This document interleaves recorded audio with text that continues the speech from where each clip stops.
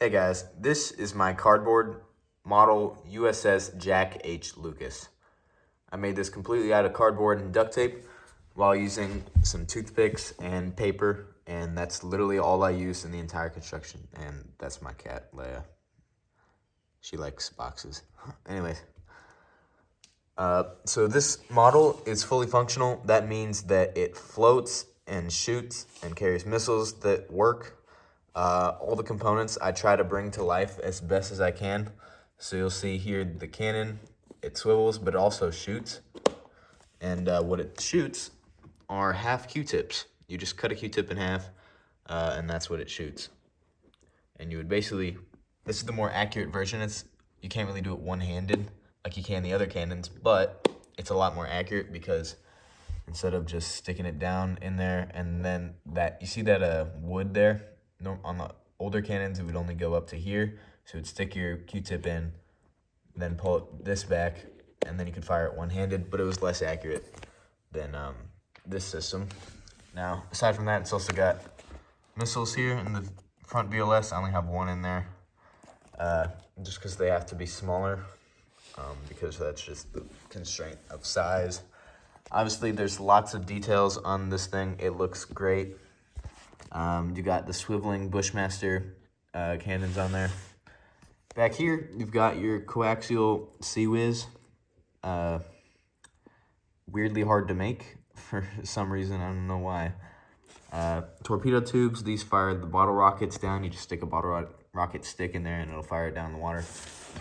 Most of the missiles I have back here are in this. And you can see all those missiles. They're just paper with a half Q-tip in it and some cardboard dunked in Vaseline, and it makes it very good to burn. And you would dunk the tips in Vaseline right before you fire. And this is the issue with the Sea Whiz, because super glue really does not like this duct tape, so I couldn't really super glue that on, so it really likes to come off.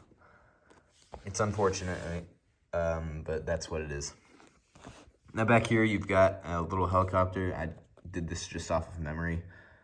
So it doesn't look like at all like what I was going for. So at the moment, it's just a random helicopter. But you've got two functional... Damn, that's hard to grab. Okay, hang on. Okay. Two functional helicopter bays in there. I mean, when I say functional, I just mean that there's space to put your helicopter in. And so you can easily stow away your helicopter inside of the helicopter bay. And yeah, I'll give you a firing demo of what this thing can do, but mostly it's just a very good looking ship. And again, all made out of cardboard, all my own design, just looking at photos of the ship.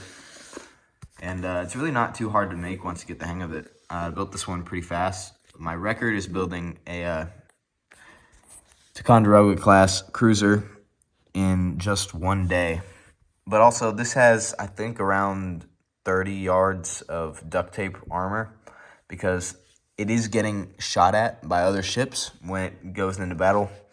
And if the armor isn't thick enough, flaming Q-tips dunked in Vaseline and missiles obviously are gonna land somewhere, and then they're gonna burn and eat through that duct tape and then set the cardboard on fire, which is a big bad thing that we don't want to happen.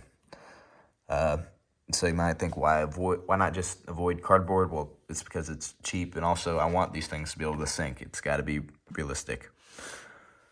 So we're gonna go ahead and show you how it works.